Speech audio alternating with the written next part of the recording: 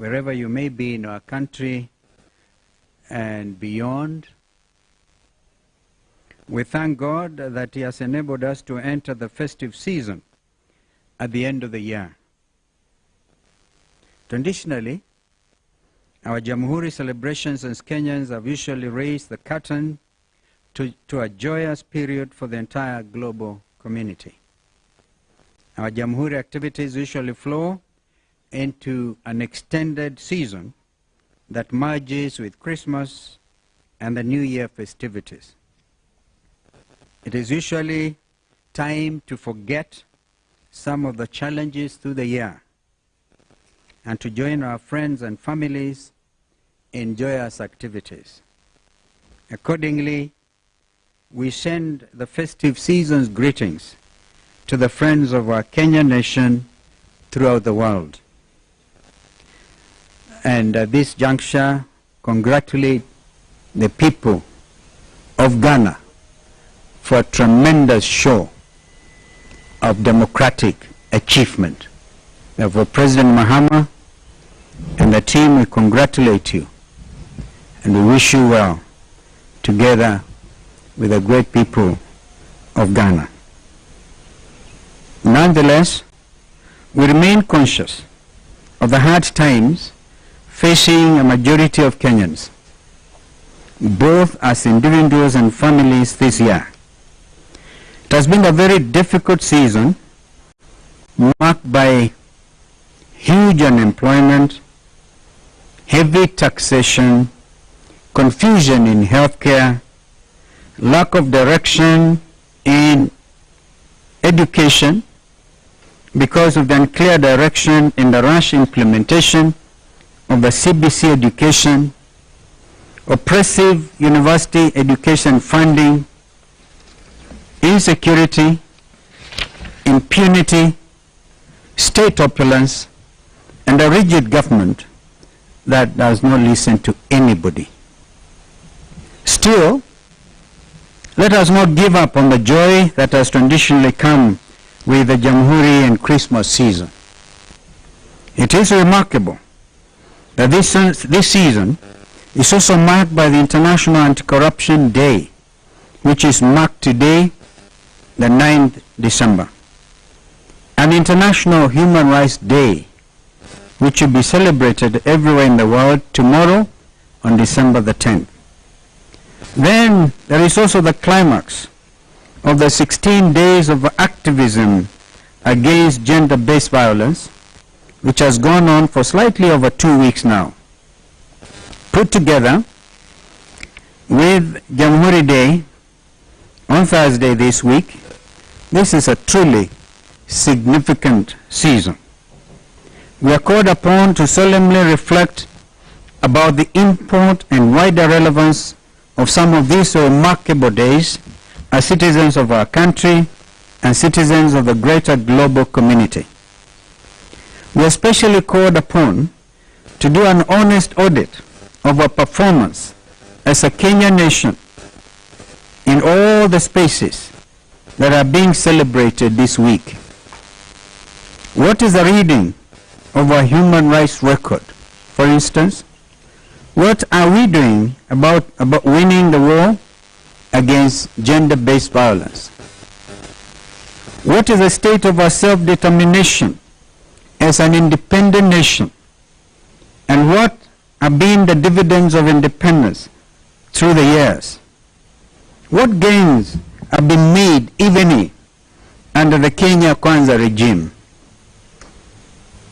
How have state authorities cushioned the citizens to give them meaningful comfort in what is traditionally a season of celebration after odious labor throughout the year? We regret that little of the ending year has brought us any good as a people.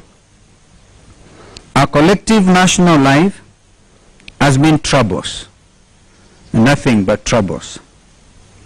There is indeed very little to celebrate under the Kenya Kwanza regime that must make the heroes of our independence turn in their graves. The present regime stands for negations and reversals of all the promises and hopes of Jamhuri in 1963. The founders of our nation freed us from the yoke of oppression and colonialism. This regime is keenly bent on reversing this gain by restoring both physical and psychological torture. Our human rights record is at an all-time low. Good governance as promised under self-determination is in a terrible spin. Violence against women and the exclusion in important spheres is at an all-time high. An average of cases, 196 of gender-based violence against women are reported every day. When this should be the week of celebration, therefore, it can at best be only a week of grave reflection.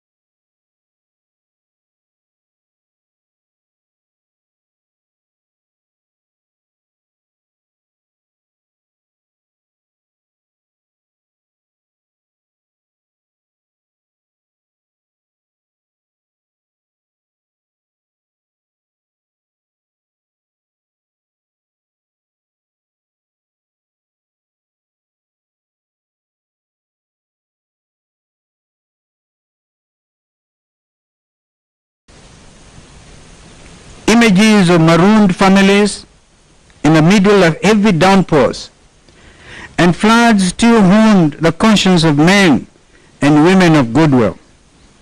Forced demolitions still continue even today under one pretext or the other. The objective is to grab public under the amorphous so-called, quote-unquote, affordable housing project. This project is shrouded in blatant opaqueness. This can only speak to corruption in high places in a compromised national state. Unfortunately, when Kenyans ask questions about this opaque project, they are accused of being unpatriotic, tribal, hostile to the government, and idle. Indeed, wenye pepo mbaya. Both the opacity and the hostility by the state against inquiry speak to only one thing: corruption. We have bad news for President William Ruto and his pawns. No amount of blackmail or intimidation will make us relent on asking questions about corruption in our country. We are going to talk about corruption, and we are going to fight it too. Like we did. We went to court against the Andani JKI takeover. No amount of threats, intimidation, abductions, and disappearances, or even killings, will stop us from demanding accountability. We are not just asking. We actually demand accountability. It is in accordance with the rule of law, in accordance with our Constitution 2010. It has also been a season of confusion and unrest in our schools, in our hospitals, and in our universities. No university is a glaring example of misrule. We have seen confusion in our airports, and across the countries, all owing to what can only be described as felonious conduct by Kenya's national executive. Professional staff in these places are spent months at a time on strike. The government has failed to honor legitimate collective bargaining agreements with teachers, with university lecturers, with doctors and other health workers, as well as with university staff. Other Kenyans have gone on strike out of fear of loss of jobs and livelihoods due to reckless decisions and actions by a short-sighted and uncaring government that entered into such shameful deals as the obscure Adani tenders. There are such fears in the Airports Authority and among members of the now defunct National Health Insurance Fund, NHIF. Meanwhile, the social health SHA that replaced NHIF is in a state of thorough confusion. Kenyans are dying every day for want of health care because of the confusion in SHA. Was this SHA intended in the first place as a scam? Almost as if it has been in the grip of some mysterious forces from the spiritual world, Kenya Kwanza is visiting untold atrocities upon its citizens. This has been the season of abduction, disappearance, torture, and killing of Kenyan youth. In all this, the government has feigned ignorance. The year we are about to end will be recorded for the battering in the streets and for the killing of our Gen Z youth.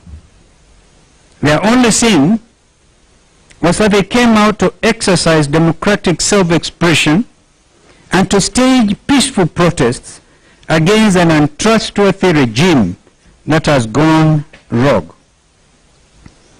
And how did the regime act?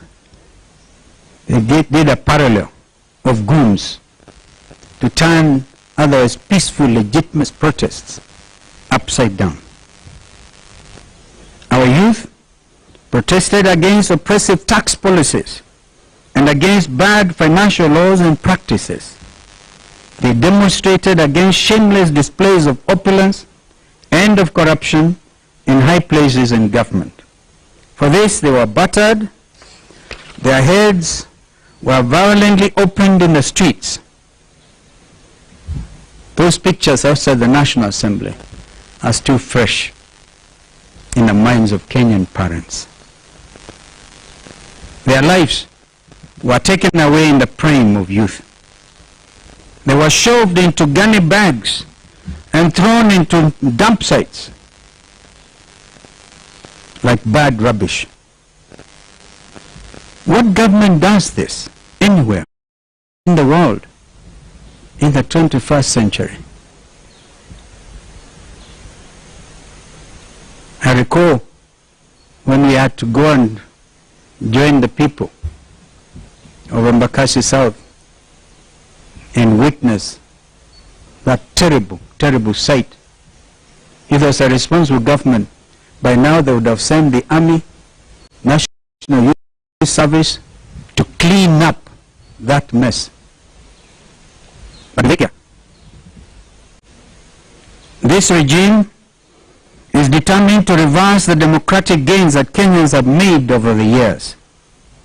It has captured the legislature and reduced it to a cheap rubber stamp for the executive. And today, it is busy stoking the judiciary with the same intents.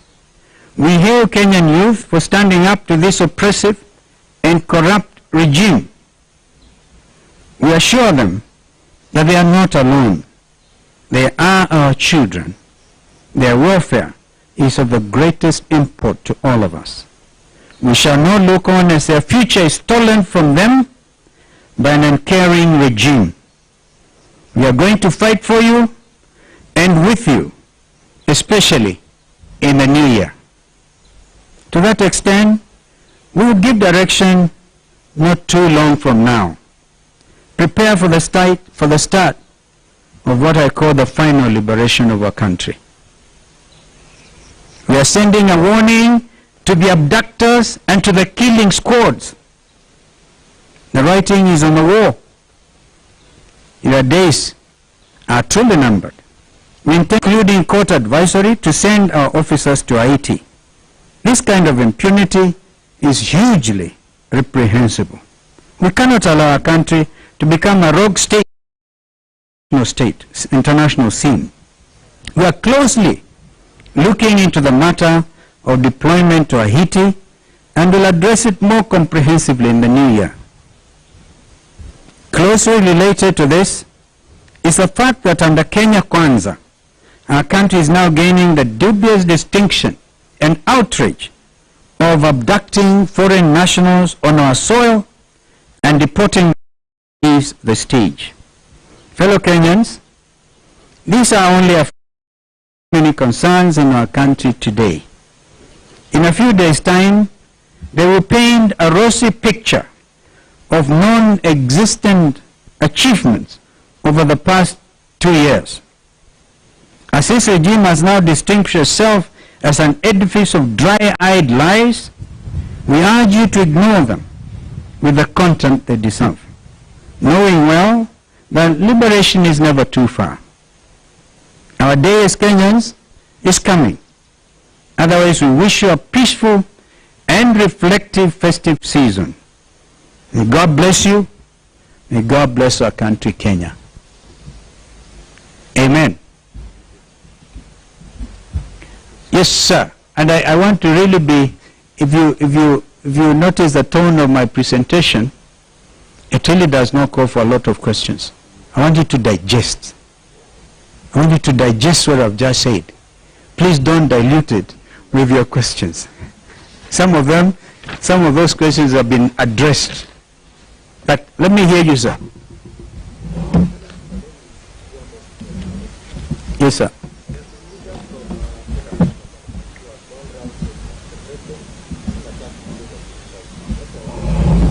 That's what I'm saying. For example, oh, hi. Babayo, I wish he could answer some of these questions. You know, that is defeatist. We are one nation under God. So please don't run to your tribal cocoon and give us that kind of trash. Another question, sir? Yes, Steve. Yeah. You've been very careful on the IBC reconstitution. Yes, sir. Today, just as the moment said, is open to a dialogue with the other party of do you see this being the way forward in solving the problem? They have wasted a lot of time. Let them withdraw the case that is, I said it, state-sponsored through a judge in Kiambu, user-friendly. Let him remain, or let her remain nameless. But she knows what she has done, because that was a tactic in order to delay the reconstitution of the panel in the first place, and then the IEBC. We demand, Kenyans demand this, and I stand in solidarity with the church organizations who have also said the same. It is, the ball is actually in William Ruto's court to tell his proxies to withdraw. You've just mentioned one of them. Withdraw the matter in the Court of Appeal. And then we can discuss if they are still in Azimio. Yes, sir.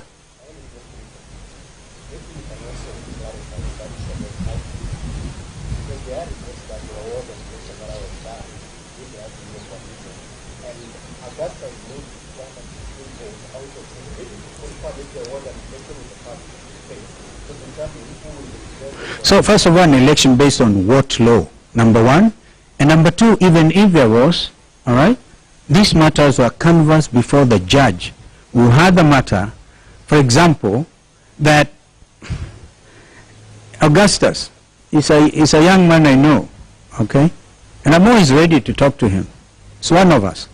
But he should not allow himself to be used, because he knows the party he represents does not have one member of parliament, or indeed an MCA, maybe an MCA, because the law is very clear that it should be parties with representation in parliament, taking into account as well gender. That matter was canvassed before the judge and a ruling issued. That is what they have rushed with the assistance of Kenya Kwanza to appeal. And because National Assembly had 1 week since the matter was adjudicated upon by a judge, Azimio given 48 hours to give a name, which we did within that stipulated time. Therefore, my brother, Speaker Wetangula, being the chair of Parliamentary Service Commission, should have acted with that 1 week. But gerrymandering, buying time so they can allow Muli to go to the Court of Appeal, which is what they did. That is the absolute truth. And if Muli as any member of parliament, his party as a member of parliament, then we will also hear. Because that was what was clearly adjudicated. This attempt, therefore, to blame Wiper, to blame me, is completely hogwash, I'm sorry to tell you. It doesn't stand in the face of what is lawful, what the courts have done.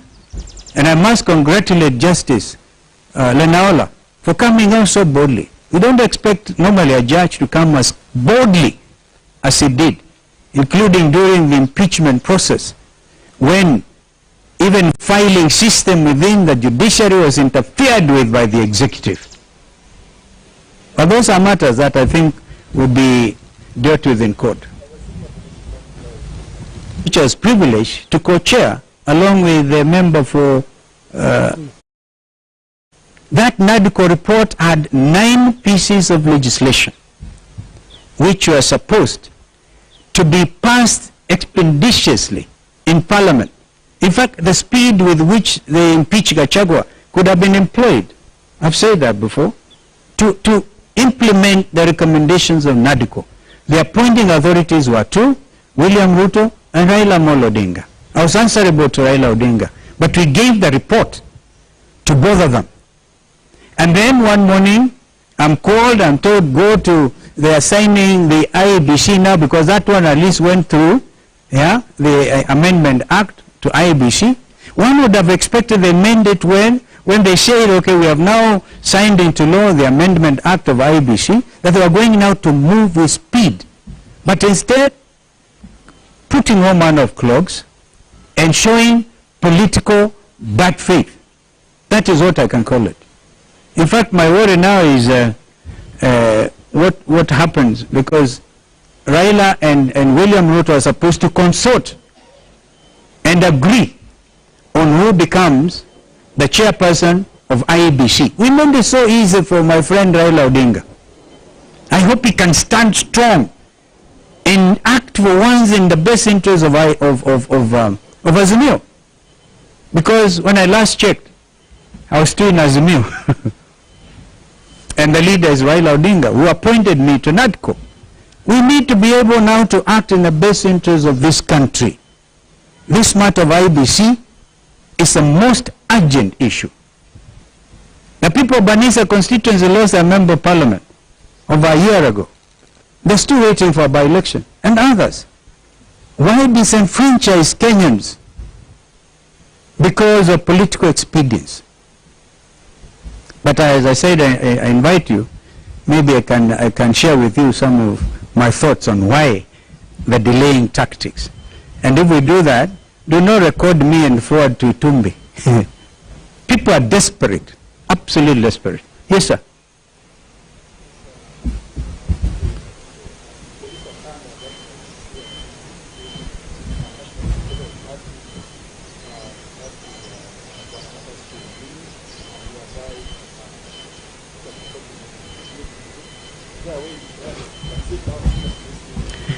Yeah, I said Muli is one of us. He comes from my home county. Yeah, he tried to run for speakership of Kitui. He wasn't successful. I certainly wish him well. And if there's any way I can help him, but let him not be used as a proxy to delay an important national matter.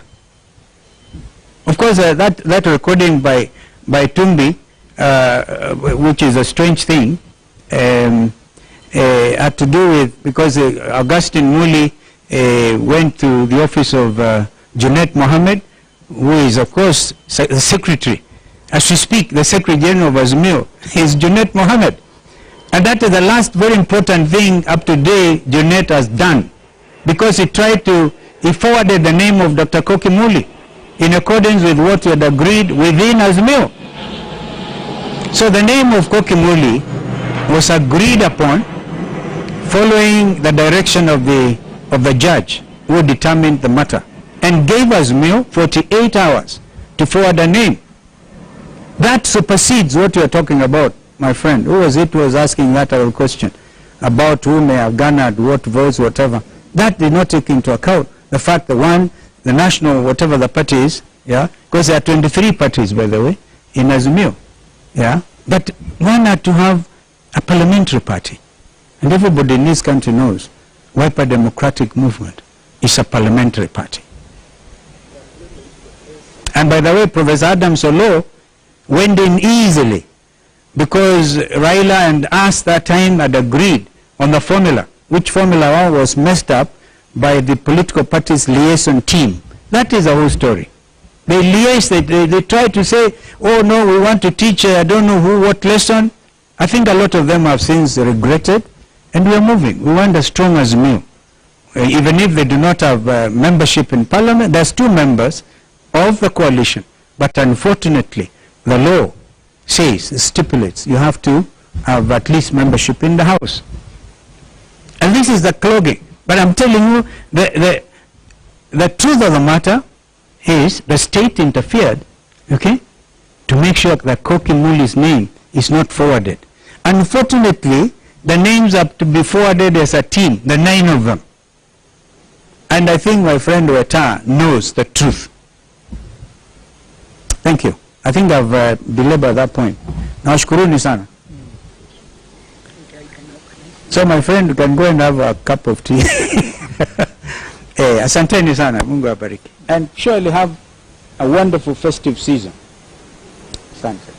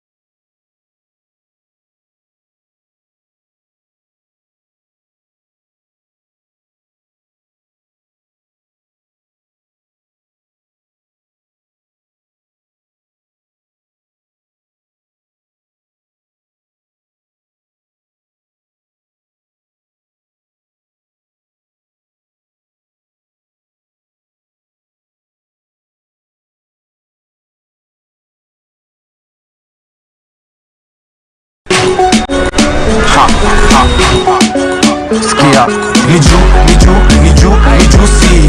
Flavor zote tamu tena fruity.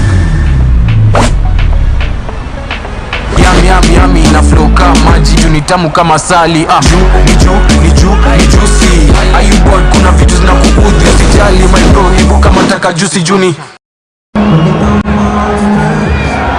Amaitsa with ball in hand, ready to kick things off for Kenya. They send it high. Great contest in the air and an advantage to the Kenyans to start things off. 24-19 loss against France in dramatic fashion, a golden point against the French on field 2 in their first match. Can they go one better here? Kenya, they were looking sharp. Here's Odongo, switch play to Wekesa, Khrabalar all over that. Zane Davids, one of the co-captains, spreading from the rack to defend this dangerous Kenyan backline. Uro dragged down by Tricky Ricky. Tristan Lates, 2 tries in the first match on the cover. The Blitzboks winning their opening match against Australia. Ojwang going nowhere. Kiwan Norkia, top scorer for the Blitzboks, trying to get hands on ball, couldn't secure. Amaitsa sends it downfield. Lates on the cover here. It's all on the bounce. Lates juggles. Lates loses it. Knocks the ball on. None of the Blitzboks want to touch because they'll be offsides. In front. Here comes danger. Tap and go from Ojwang. Ojwang looking to power his way to the line. No such luck. Tristan Lates using his leverage to keep that one out. And here comes Abu Kuse. Tackle now, release green. Ojwang spreading wide. Uro runs into a brick wall. Zane David's going nowhere. And the counter ruck is something special from Ryan Oosthuizen, but something illegal as well. The tap and go from Asati. This is a try for sure. Wekesa ducks down. Kenya takes the lead. Wow, what a moment for Kenya, scoring against South Africa, and South Africa looking in such good form, as you alluded to earlier. So convincing with their win over Australia. Like we say, Kenyan fans off the field, you know exactly where they are in the stands. Great to have them back on the tour. And there they are, but they're everywhere, dancing at all times, enjoying the rugby no matter what. And the Kenyan coaching staff, led by Kevin, aka Bling Wambua, who has turned things around for this Kenyan side and introduced a whole bunch of youngsters. Amaitsa, the Olympian, sends it high. Another great contest from Kenya, but this time they are out of luck, and Oosthuizen capitalizes. Duarte to Norkia, watch out for the pace of Norkia. He backs himself, goes around the corner. The grabber is going long. Asati's after this, and he's got it covered. Option right. You got option. Such a quick